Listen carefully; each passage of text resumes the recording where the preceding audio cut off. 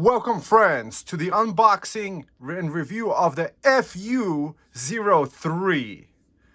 If it's not FU02, it's FU03. That's inside the box. First, let's look at the specs. So that's the unit over here on AliExpress.us. I am not sponsored. I did not get this for free. I paid my own money for it. And I'll tell you exactly why and why I'm excited about it. That's the unit that has the 8845HS. So if I understand that 8845 already has AI things in it. AI, if it doesn't have AI, you don't want it. You know, if you have a window fan, you want AI on it. Long story short, the specs, it uses DDR5, and here's the benchmark on the CPU. Ryzen 7 8845HS, and this is on the Passmark website, and it gets a 28714. That's very nice, no slouch. 8 cores, 16 threads, TDP up to 54. Probably it was going to be a typical TDP in this one because it's semi-fanless. TDP down is that. So multi-thread is 28,000, single thread is 3769. Overall rank, it's the 382nd fastest, really. It got released in Q1 2024. It has Radeon 780M graphics. That is awesome. So you have the integer math, IOPS, single thread, all that performance. Submitted baseline distribution, so it looks like it's all the way to the right somewhere. I don't know what that means. And different laptops and things like that. So what does it compare against? It compares against the 12700H. Definitely up here. The 13900K, but that's an i9, and that probably takes 2 to 3 times the power. CPU Passmark to the price. 8845 doesn't single threading. M1 8 core, it matches that, actually surpasses that. M1, most recent list, average CPU 28,000. Here's the different things. Let's see, 8700G has a slightly faster 31,000, but that's a desktop processor. So 8840HS is down here is minus 5.5. So that's the comparison with the baselines of the processor. So 28,000. So it does definitely beat some stuff. The Ultra. Relative to gaming, it looks like it's in the toilet. That doesn't make sense though, because the other ones don't even have, the 9800X3D doesn't have the integrated graphics. So that's an irrelevant point. Now let's look at the AMD website, what they're talking about, the 8845HS. So what I like about it is that it uses the Zen 4 cores, which are on the TSMC 4 nanometer process. That is nice. That's a good selling point to me. We got the Precision Boost Overdrive. Max operating is 100 Celsius. Native USB 4. This computer doesn't have any USB 4s. It does have, I think, the Gen 2 stuff, the 10 Gbps, and the native that. PCIe lanes, it doesn't have any because it doesn't work like that. NVMe, it does have 2 NVMe drives. We're going to have to check it. And this is a good selling point for me, is the Radeon 780M graphics. And this guy has 2 HDMI and 2 DisplayPort output ports. So it has that. I do like that it has DisplayPort 2.1 and HDMI 2.1. So I think the ports might be DisplayPort and HDMI. So high refresh rate, 4K, 120 Hertz or 144 Hertz is probably great on this. Max displays 4. They maxed out the displays on this one with the 4 outputs. That's really good. So maybe because they put the 4 displays on it, they didn't put in USB 4s on it, because most mini PCs have only 2 outputs.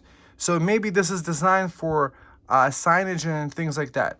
And then we have an AI engine. That is cool. Ryzen AI. I have no idea what these tops mean, but I could probably do some sort of AI things on it, maybe generate an image. I didn't get it for the AI, but sure, it's a given. I mean, might as well get it. So, enhanced virus protection. So, the FU03, now let's compare it to the FU02. So, I have the FU02, and I'm going to quickly tell you the big differences on it.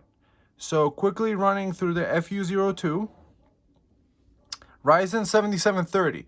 So the 7730 is an 8-core 16-thread processor. This computer over here that I have, it has 2 HDMI outputs, and I don't believe they're HDMI 2.1, they're probably 1.4. So a high refresh rate, and also my issue with it, with a 4K monitor I had, I don't think the graphics were as smooth as I wanted them. So we're gonna test what is the graphics performance with the new FU03 compared to this one. And look at the price, $280.16, and this guy FU03 is $362 and 36. I got this version with the 8GB, 256 gig NVMe. And also I wound up asking them, you could have Windows 11 pre-installed, or you could have Windows 10 pre-installed. You see the If you ask them, and they were nice enough to pre-install Windows 10 for me, Windows 10 Pro. So I'm not sure if that's a license or something like that, if I would be able to get the key and install my drive, because my plan is to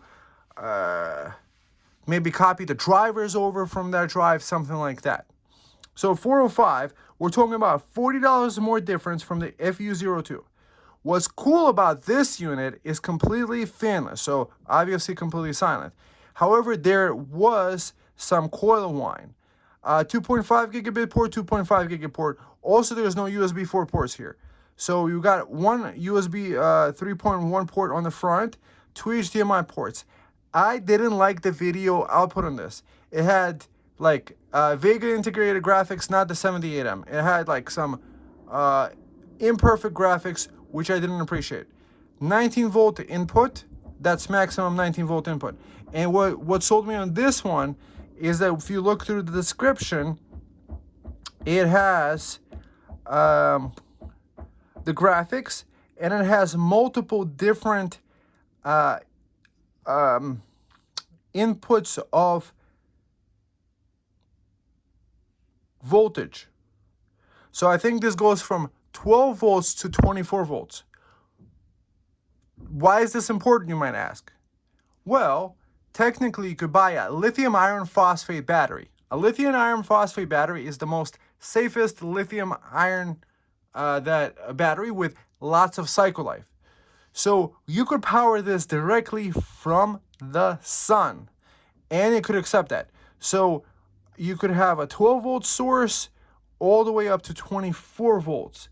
Perhaps maybe you could have a slightly even higher voltage, because maybe the 12 to 24, it means the battery at 24. Because a 12 volt battery, when it gets the charge from the solar input, it's actually getting input into it 14.2 to 14.4 volts. And so a 24 volt would be probably double that. So that would be like 28.4 or 28.8. I don't know if it would accept 28.8. I don't have any 24 volt batteries. I'm just saying my plan is to take this 5525 plug and connect it via Anderson connector directly to my lithium iron phosphate battery and run this right off a battery, which is really nice. The two LAN ports are 2.5 gigabit, and these I think are the high-speed HDMI 2.1s. 2.1 HDMI, 2 DisplayPort 2.1. This is awesome because, oh, it does have Wake on LAN, it does have ROTC, it has 2 PCIe 3.0, 4.0/3.0 by 4. So it should have 2 NVMe drives at full speed. And it does the DDR5 memory. Of course, that's, you know, it helps with the graphics. The Wi-Fi Bluetooth I don't use. It's 24. The metal heat plus intelligent fan cooling. So I think also the intelligent fan cooling, what it means is that only the fan turns on when the heating is below, like after 45 degrees Celsius. So highest speed with the maximum noise about 28 dB. So fan's highest speed is 28 dB. What? So even though it does have a fan, unlike the other one, it's a very minimal fan. I can't stand fans that, you know, especially if you leave this on all night. Show structure. This looks great. So now let's get to the unboxing. So you could do 5600 megahertz. Boom. Faster than SATA. Supports 4 screens. 4K 120 hertz. Supports blah, blah, blah. And that. And this COM port. I don't know what this COM port is for. You guys might know this COM port. It sounds like a very... this might be a good also digital signage display. Product interface, audio 3.1, on-off button, parameters. All right, friends. Oh, see, it supports 12 to 23 volts. So I probably wouldn't do it. The default is 19 volts, 5525. So I made my own cable, and I'm going to connect this directly to a battery. And Windows 11, except with no RAM, full storage. So I decided the Windows 10 because I wanted the drivers. I think I'm going to just copy over the drivers or just see how the drive is the way it is. Certifications. All right, friends. Now let's open up this box.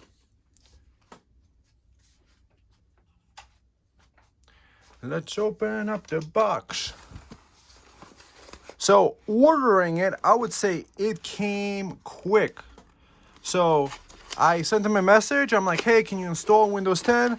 They were like very friendly and nice about it. And they're like, yes, we will. So that's the computer. Power brick cable thing, power brick, 5525. Is this UL listed? No, it's not UL listed, but you know, I'm not going to be using this anyway. So 1.6 amps, 19 volts. So it's like 120 watt power brick. Comes with little cute little antenna things and no instructions. So these guys, Topton is not big on making instructions. However, people probably throw them out anyway. Let's look at the computer. Let's look at the beautiful. So we got the computer in hand. We got a nice big slimline heatsink fan over here. So not really accessible to the front. And now let's open up the bottom. Let's see what we have there. So it looks like over here you can install a VESA mount, or it might be for something else. I'm not sure. Previously on mine, I had a way to actually install a SATA drive there. Let's see what it looks like on the inside. What kind of a drive did they use? What brand installed drive did they have? So I do like that they have the screws separate, so you don't have to peel the feet off from this unit in order to do that. I think I'm looking at U-minis for them. So the drive is a no-name drive. It says Mirage. So it looks like there's an extra USB port over here. You can install an extra RAM stick. So this is the most basest RAM that I could do. 8 gigabytes, 5600 megahertz RAM. That's cool.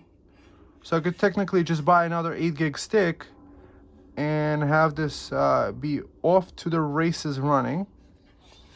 We got 2 USB 3.2 ports. That's nice. 10 gigabit ports. So all the USB fast ports, 2 of them are on the front. We got the audio jack, and it says Ryzen 7 Pro. I don't know what that means. So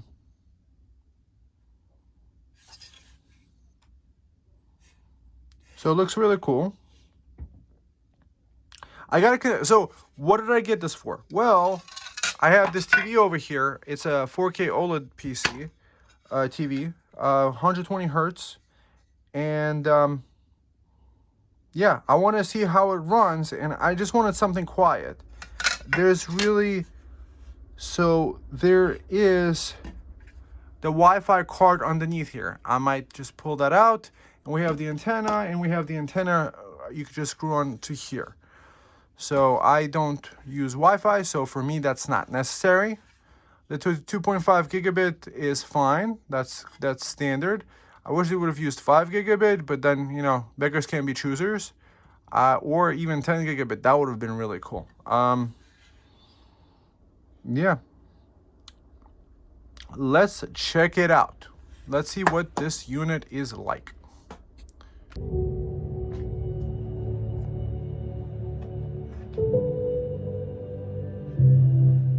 So this thing is actually working pretty well.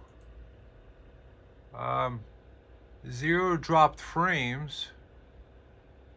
Everything is looking nice and smooth and beautiful.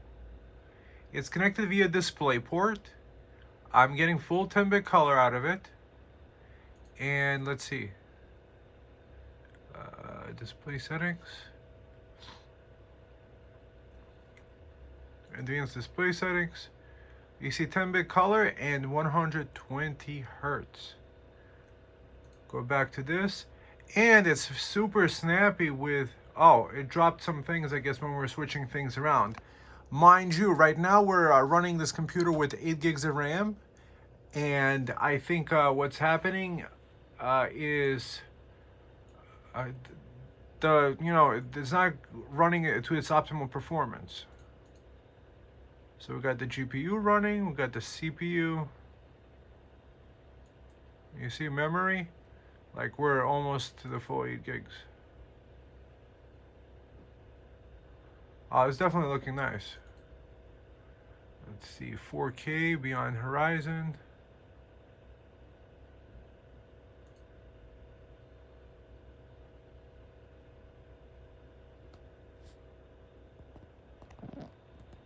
That's nice.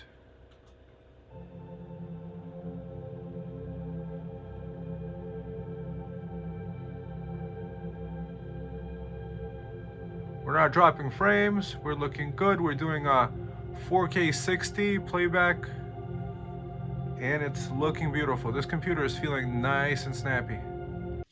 So we're running this at 55 or 60% CPU load.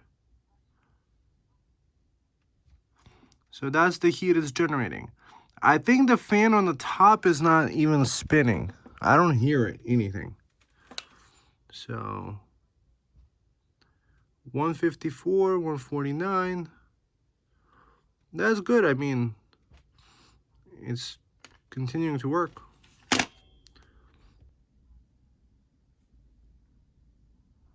This thing is really bright with the lights on. When the light's off. There's a very, very bright LED button for nighttime viewing. I think what they could have done better is maybe have a little tiny peephole and not make the whole button light up. I think that might be better for people because you have a fanless PC. So what are you going to be using it for? You're going to be using it for media entertainment. Watching a movie and you have this little blue light in the corner that the computer is on, you don't really need that. So I'm going to quickly mod it by putting a little piece of black tape over it. So let's see. Well, oh, that's hot. This thing is hot. Perfect. Solved. So here it is inside the BIOS. I do like the 780 AM graphics. So TFM to reset T and BitLocker encryption enabled system. Let's do disable on this one. ACPI BIOS, AMD CBS. Don't know what that means. AMD PBS. Oh, USB display configurations. Okay. Bluetooth. What I do like about this BIOS is the amount of features you could switch around. Watchdog, got RTC wake on settings. Watchdog management, I don't know what that means. Restore an AC power loss when the power is applied after a power failure. Let's do power on. I like that, never have it turn off. Enable hibernation, yes. I pressed F10 or F12 or delete. I pressed all three buttons, so I don't know which one got me into this boot screen. So hardware monitor. This has been after it's been running. So CPU temperature is 83 Celsius. The temperature probe on the outside said like 145. So I guess the heat just radiates out and it doesn't stay on the CPU. So it was just running at 60% for hours and hours and hours on end. So it's not even reaching 100 degrees Celsius, at least to the best of my understanding. Smart fan control. Fan off temperature limit 45. Fan start temperature limit. I don't think the fan is even running on this, which I'm kind of happy about because I like to sleep and not hear any fans. So password encryption, so we could do an administrator password. Set prompt timeout. Quiet boot enabled. Boot options, so you could check where you could boot from. You can even boot from the thing. So boot override. Save as these, save changes. Save changes and exit. Okay. So that's the BIOS for you guys. It's very much involved. And yeah, I just wanted to show you that as part of the review. So it looks like my Samsung SSD has experienced an overheating issue. What I'm gonna do is I'm gonna put a thermal pad on it, but that's what Samsung Magician detected. Just like you, I'm just testing it out as we go along. So we'll see. What is nice is that I actually got a digital license, I think, inside the computer. Because this is a fresh install of Windows, and I think it picked it up from the motherboard. So I actually didn't use their 256 gig drive. I used my own 4 terabyte Samsung NVMe. So that is awesome. Windows 10 Pro definitely costs money. You know, you could buy it on third-party reseller sites like VIP or cdkey.com for like $20. So that's at least a $20 value. And it cost me only $40 extra for both 256 gig NVMe drive and the 8 gigs of RAM that's inside this computer. That is awesome. Perhaps the solution with this unit is to use one of these heavy-duty pre-heat-sinked ones, or maybe it's just Samsung. I did have perhaps maybe instability issues because of that, because this thing got really hot. There's no fan spinning right now, you could see, and it's not really that hot right now. The load is it's about 78% on the CPU. 77. It's been on for probably like 10-15 minutes, so it's not that hot yet. Mind you, guys, that you're not going to be running at 100, you're not going to be running this thing at 70-80% most of the time. You're probably going to be running it at like 10-20%. So 115. So at 55% load, it's staying at 4.03 gigahertz, and this top fan is not spinning, and it's getting heated up to 142, 145. I think where we could be worried is over 200, over 300.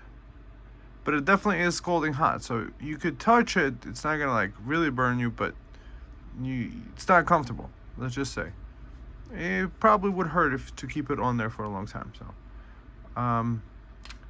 I do like that it's completely quiet, and the only noise that I've heard so far is that there is a little bit of coil whine on the inside.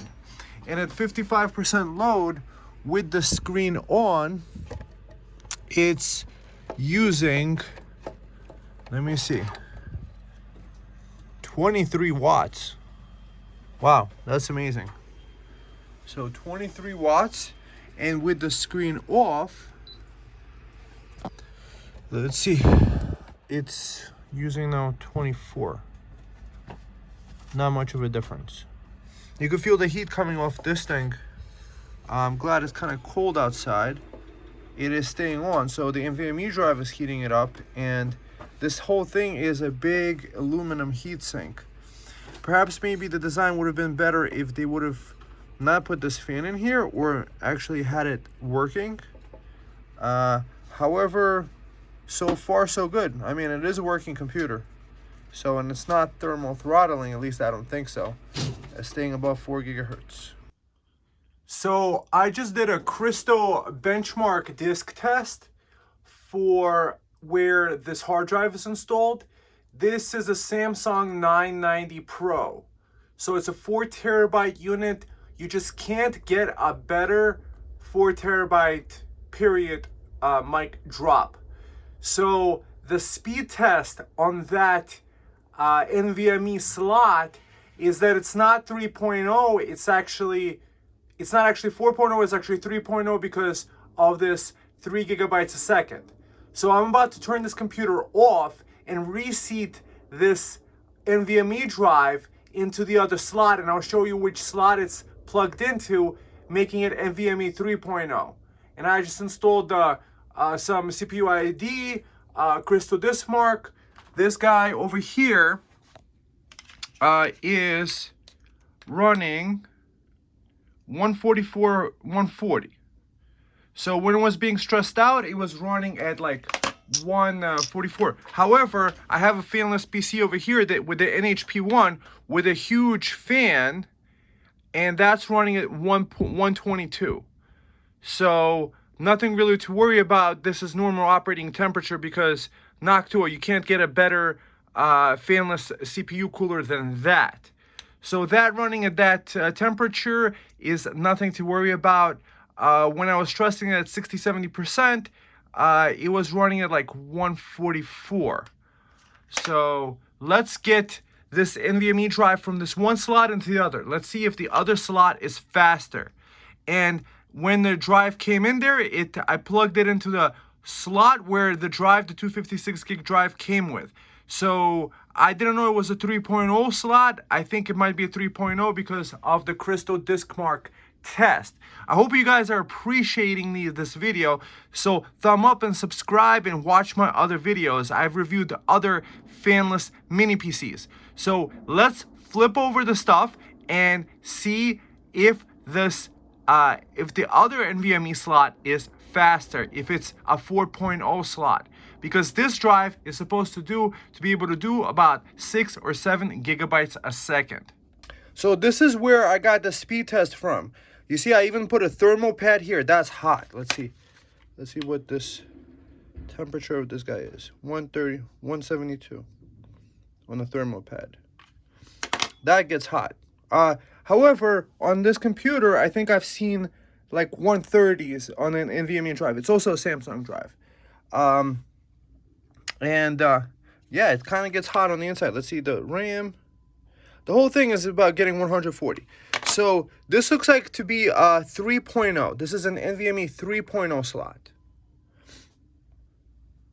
So manufacturer, here's what you do. You take a silver marker, or you take a little way, some way to mark it, let people know that it's a 3.0 slot, so you don't put a 4.0 drive into a 3.0 slot. And on the advertising, it says 4.0/3.0. So I guess what that means is that one is supposed to be 4.0 and one is supposed to be 3.0.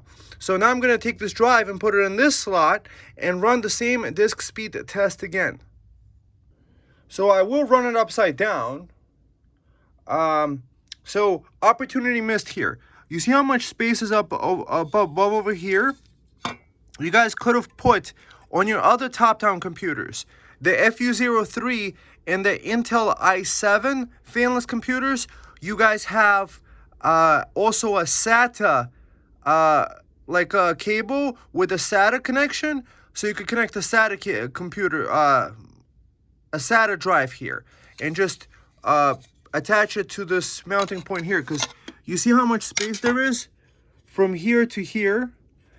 What is nice though is that you could use a drive with a little bit of a heatsink. There is a heatsink version, NVMe 990 Pro of Samsung, that you could also use for the situation. So now let's see with a speed test what speed it gets.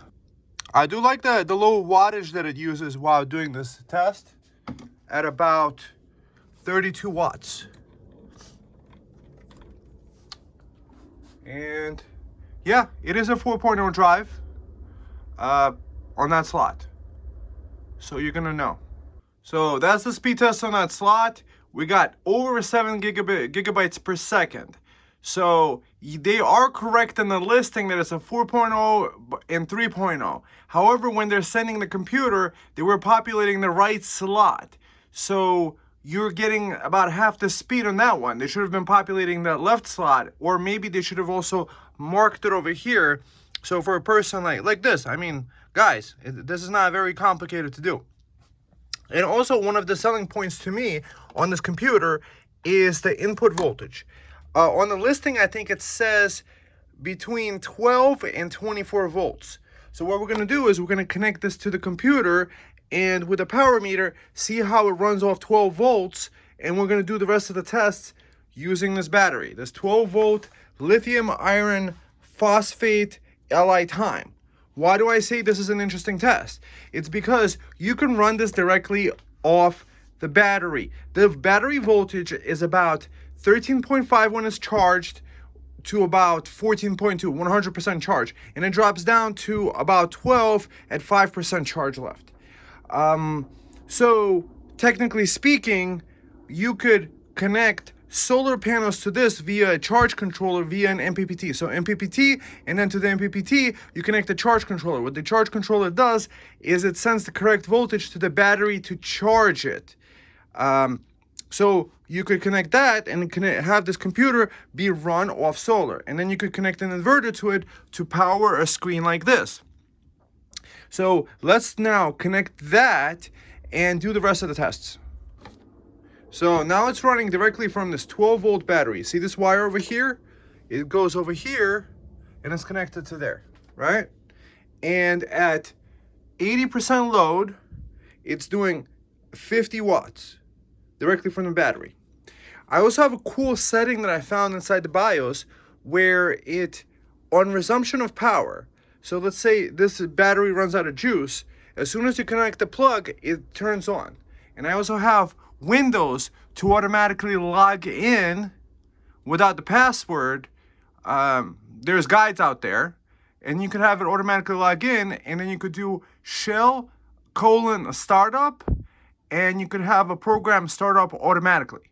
So what's cool, CPU is 0. Oh, I think this guy is disconnected. So it's 0. Okay. Now, let's turn off this program and see how much watts it's taking at idle. So, there's no programs running. It's doing about between 10 and 20 watts, more like 10 watts. And then if we turn off the screen, so let's say you turn off the monitor,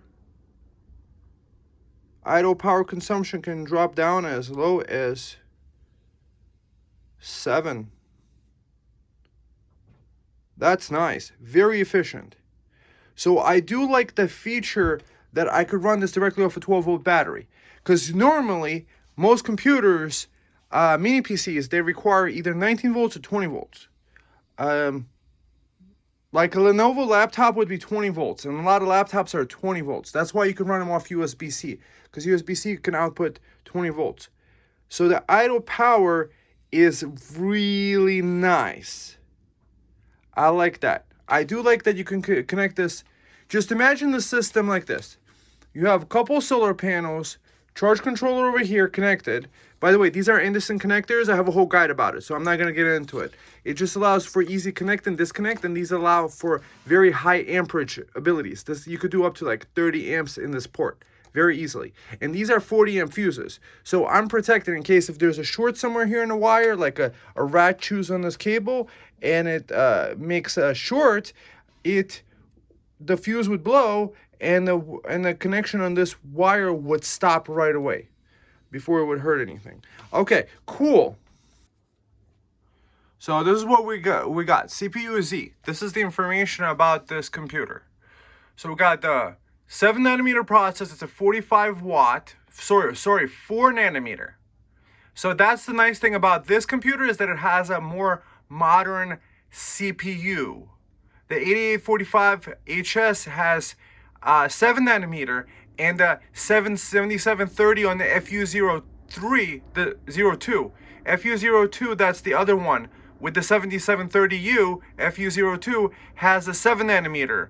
And it doesn't have the graphics of this guy, the 780M. So, American Megatrends, PCI Express 4 graphic interface by 16. Well, we don't have any access to that, so doesn't mean anything to us. DDR5. So I might not have the perfect configuration here, because I bought the cheapest version with the 8 gigabytes because I wanted the and the 256 gigs of 256 gigabyte SSD, because I wanted Windows 10. So now this computer already has pre-installed the license for this. So you don't have to go to VIP CD key. It is completely activated the Windows out of the box, which is cool. And this is the hardware info. SSD Pro. I guess maybe what we should be always looking at is the Celsius temperatures, because Fahrenheit and Celsius, so that's why I keep saying the temperatures. However, my meter is kind of like, I guess I could change the meter to Celsius. Maybe that's what I should be doing, because Celsius is better, because we know the boiling point is like 100 degrees. Okay, V-Core, CPU.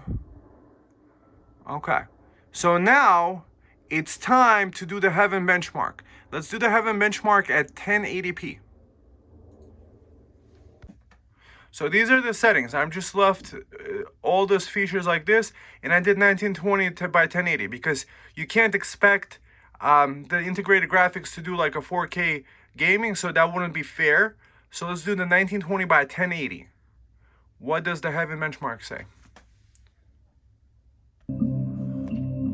It's actually pretty decent. So it started off at about 30 frames a second. Now we're doing about 60. I would say this is pretty decent. It feels very smooth. This is definitely, this is a Radeon, what is it? That's a little bit choppy over here.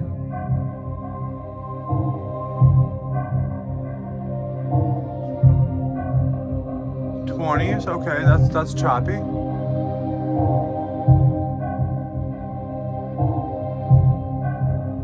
Mind you, it's an imperfect setup right now because I have an 8 gig RAM stick and a 24 gig RAM stick. Maybe if I put 24 gigs of RAM sticks, it's gonna be better, but we're still operating supposedly in dual channel. So we got between 30 and 20, 30 and 40 at 1080p. While the benchmark is running, that's 55 watts that it's taking from the battery.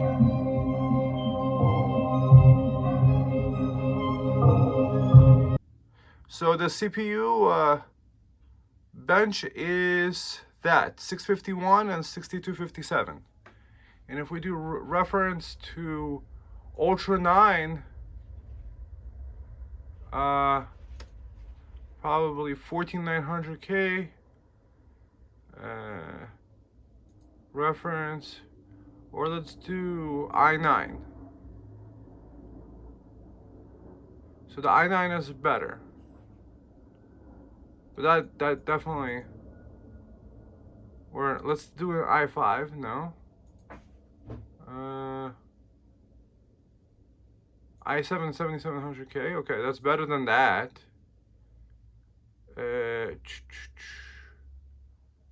Ryzen 7. Let's do 1700X. So it's better than the 1700X. Better than the 2700X. Let's do Ryzen 5 9600X. Okay. Pretty good for a mobile CPU. Exclusively on OLED Premium. So let's see a little bit of this preview test over here with 4K video. Let's do right click, stats for nerds. So that's 0 dropped. Okay, that's nice. Let's see, 4K 60. 4K.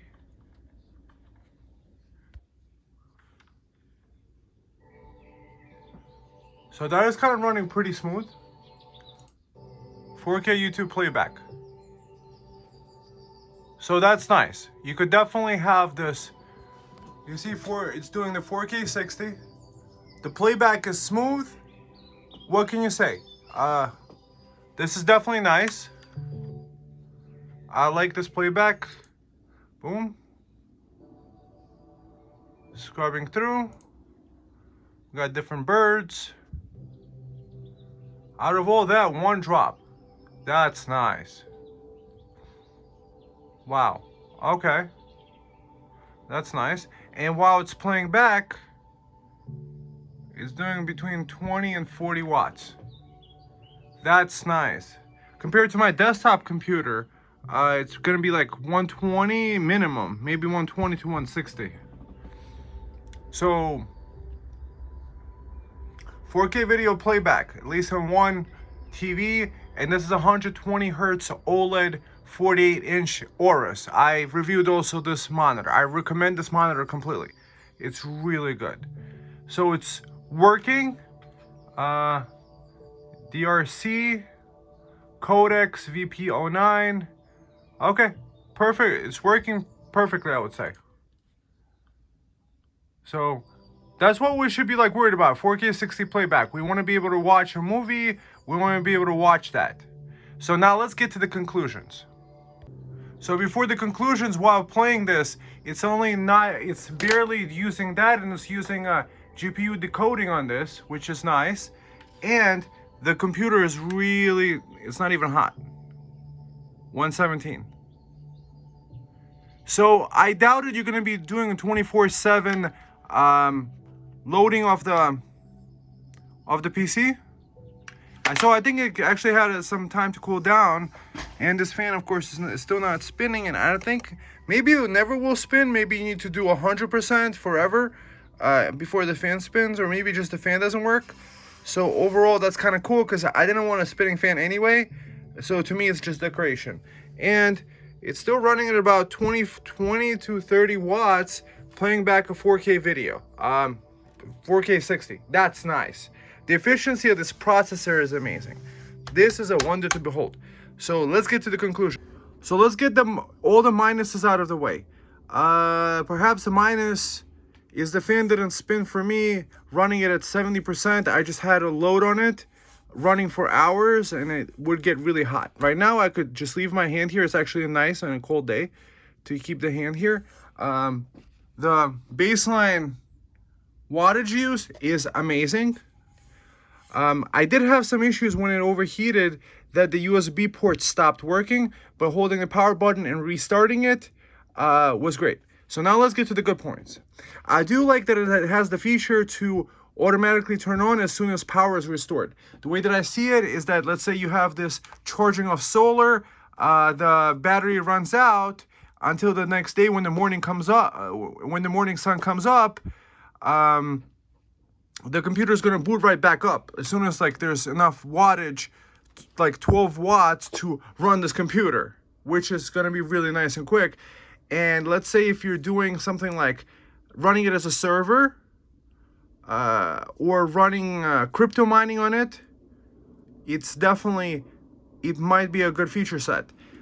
One of the ideas that I might have for the second NVMe slot is to put one of those adapters to put multiple SATA adapters into it, so you could have multiple drives and use it as a NAS. There's NVMe to SATA adapters. To power those SATAs, maybe have an external 12-volt power brick.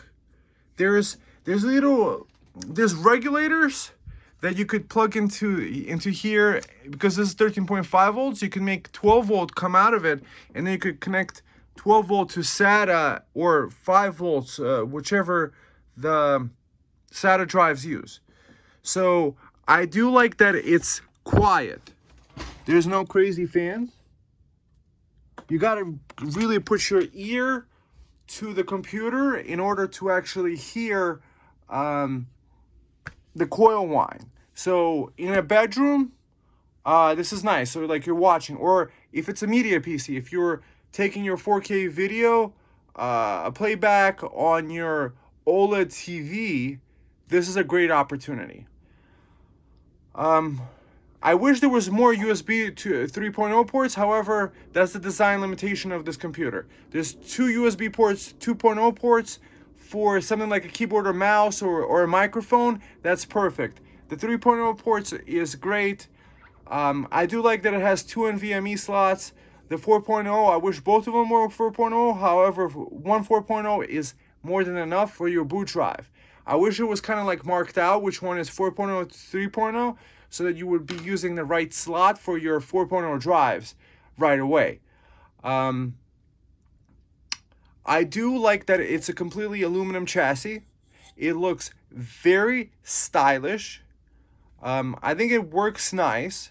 You do want to order the version with at least the minimum 256 gig RAM, 256 gig SSD, and the 8 gig RAM to get the Windows 10 or Windows 11 license. I asked them for Windows 10 Pro.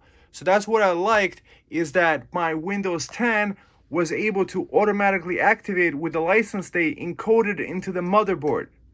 So now you don't have you don't have to spend any extra money on that.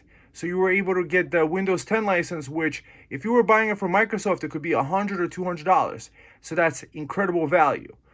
The variable voltage input of 12 to 24 volts is really nice because of people like myself that do batteries and solar. Like for example, even my desktop computer, I modified the power supply.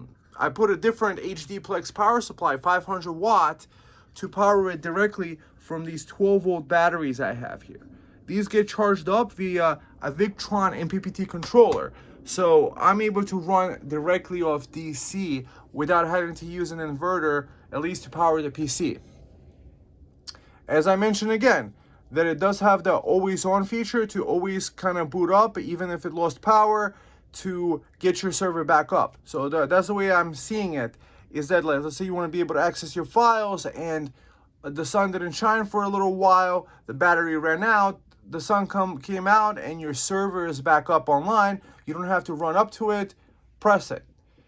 I do like that it makes zero noise or close to zero noise unless you put your ear to it and listen to the coil whine. That's nice. What else do I like about it? The 4 video outputs, that's nice. You can have a nice stock market kind of PC type of setup here, with multiple screens, with nice speed and power. The 780M graphics is really, integrated graphics is really no slouch. So you could get most of the graphics done, and a game like maybe like StarCraft or Warcraft, you could play fine. Other games are more demanding. You need like crazy graphics processing on that. You wouldn't be doing that. But most of the time that we do on computers anyway is like graphics watching. This would be a great PC for home lab. Home lab is nice. This would be also probably a great PC for Monero crypto mining, for running XM rig. Because with that, while mining crypto, I think it could do, I think at 40 watts, 31 or 40 watts with the screen off. That's actually pretty good, considering a desktop PC uses more than 100 watts just as a baseline. No, that's not, oh, I don't have anything on, okay.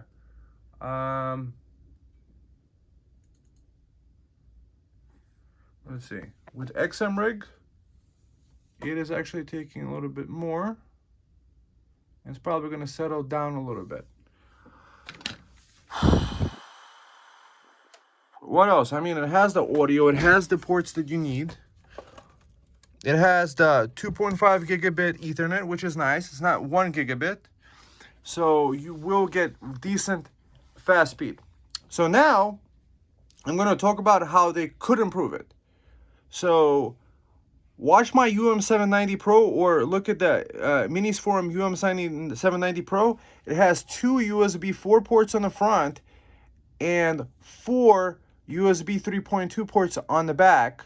It does have 2 outputs, but because you could use the USB 4 for graphics output, that's cool. And also on the UM790 Pro, you could actually plug in USB-C power into the front, and it could be powered off a USB-C 20 volt 100 watt adapter without a problem. So that's the way I have mine's powered. What other improvements? Maybe like instead of the USB 2.0 ports, use 3.0 ports. Maybe there's extra wasted space, it feels like. Maybe put 1 or 2 SATA cables on the bottom, because I think we're not using all the lanes here anyway. Maybe all these, maybe all the video outputs, maybe they're using up too many lanes, too much bandwidth.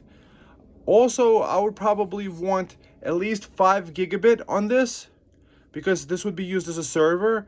So 5 gigabit would be nice. Even 10 gigabit would be even nicer. I mean, charge the extra $100, put 10 gigabit on it, because this is already really nice. So extra $100 charging. Let's say it's a 500 computer. Put 2 10 gigabit ports. Put 4, like let's say 2 at least SATA. So you could put a SATA SSDs in there. And then you have like a 4-drive SATA Nazareth home lab thing. That's really cool. Perhaps maybe instead of this fan, maybe put taller heat sinks and not cover this up. So overall, I like this PC. I would recommend it for those that are like quietness, are into DIY, and want a PC that is not taking too many watts. So XM rig running about 54 watts for a hash rate of only 2300. That's the weird thing. So maybe for XM rig it's not good, because the FU02 can do 4000 hashes without an issue. However, I think the limitation is I'm using one 8 gig stick and one 24 gig stick regarding that. I think once I replace it to 2 24 gig sticks, it's gonna run better. However, the show must go on, and this video must get out. So yeah, the low idle draw is what is actually a selling point for me, is that I have a couple have it, not use up so much power for you to be able to access it as a NAS or a remote computer or something that's always on, that will always power back on. That's nice. So cool PC. I'm glad it's part of the legion of being leaders. So thumb up, subscribe, check out the links below. I have other videos reviewing the FU02, which is the one with the processor that's slightly older, and I also have the Intel Fanless i7, which is a pretty decent PC too. I was using that for a while here. But you always got to test out these things. Somebody in a YouTube comment, shouts out to you, mentioned about this computer and what I thought about it. So here's what I think about it. It's cute. I like it.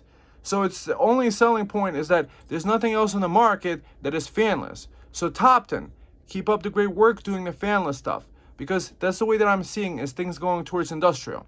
And that the less fans we have and the more ability that we have to run without fans is that you have a maintenance-free PC. You don't have a fan to get stuck up with dust. So it could be running for decades without any servicing of the fans or the fans failing, so you don't have any issues regarding that. And the chassis looks nice. This solid aluminum, that's nice. That's not a cheap chassis. Everybody else makes their stuff out of plastic. It would be cool to, have the ultimate PC.